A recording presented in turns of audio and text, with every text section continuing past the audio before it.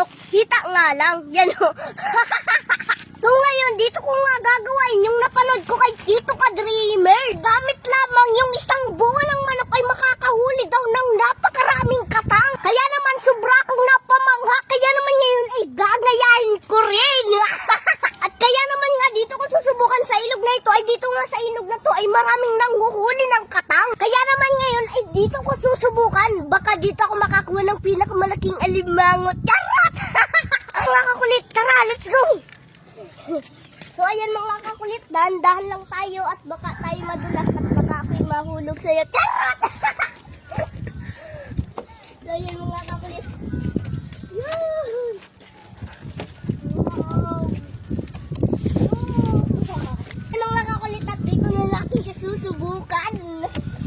Pinakandulo.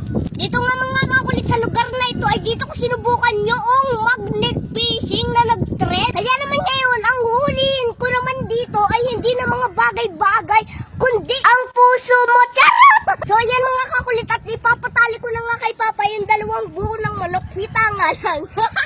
So ayan mga kakulit at naipali na nga ni Papa yung manok at sinama na rin nga namin itong magnet para naman pampabigat. Yeah. At doon nga mga kakulit sa napapanood ko kay Tito Ka Dreamers ay sumisipit daw yung katang dito sa pinakang manok kaya daw nahuhuli. So ngayon kung hindi siya sumipit ay isinama na namin itong magnet para kung sakali dito siya didikit. So ayan mga kakulit at ihuhulog na natin ito dito sa tubig. Huwag kayo maingay mga kakulit baka lumayo yung katang. Yun! Lo! Sumama! So ayan mga kakulit at maghintay lang tayo ng kaunting minuto. Ayun. Titingnan natin yung karne. Yung isang buong manok kaso nga lang hita. Titingnan natin kung may kumagat nga ba o sumipit. Yan. Sino mga kakulit may nalangoy? Nabano pa ako dun sa lumalangoy na isda. So ayan mga kakulit at nakalipas na nga ang ilang minuto at ngayon ay iaahon na natin itong karne. Titingnan natin kung may sumipit na nga ba. The moment of truth mga kakulit. Yun ay malalaman na natin. So ayan. Ayan na. Ayan na. Ayan na. Ayan na. Ayan. Ay, laki ng katang. Laki. Laki ng katang. So ayan mga kakulit. Wala nga tayong nahuli. So ngayon mga kakulit ay dito naman natin susubukan. Kasi nga walang nahuli dito. So ayan. Babato ko na. Yun. So ayan mga kakulit at lumipas na nga ang ilang minuto. So ngayon iahahawin na ulit natin. Tingnan natin kung may nahuli. Ay walang nahuli.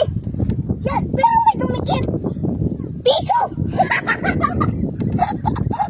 May dumikit na piso. Pero walang nahuli. Ayan o. Piso. Para mga kakulit, bagong laglag lang tong piso na to. Oh, bago lang. Kasi kung matagal na ito dito sa tubig, kinalawang na to. Yan o. So ayan mga kakulit at wala nga tayong nahuli dito. So ngayon, susubukan ulit natin. Pero tatabi ko na muna tong piso.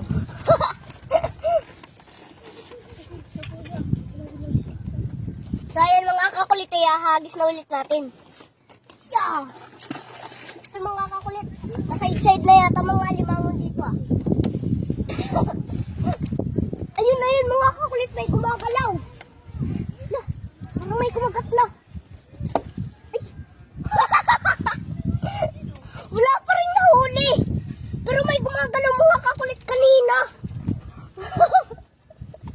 So ayan mga kakulit at wala nga tayong nahuli dito sa kabila tapos dito rin.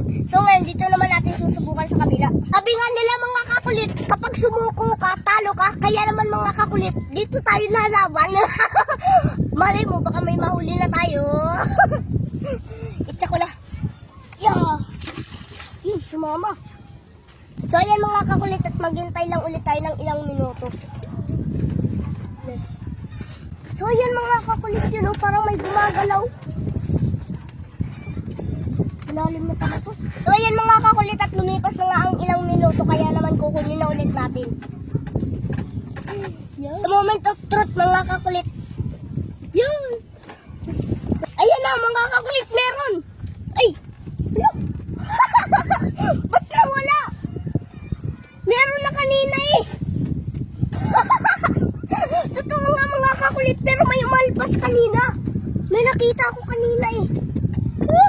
So ayan mga kakulit, at wala nga tayong nahuli, kaya naman uuwi na muna ako at ipiprito ko na lang tong manok na to. Pwede pa to.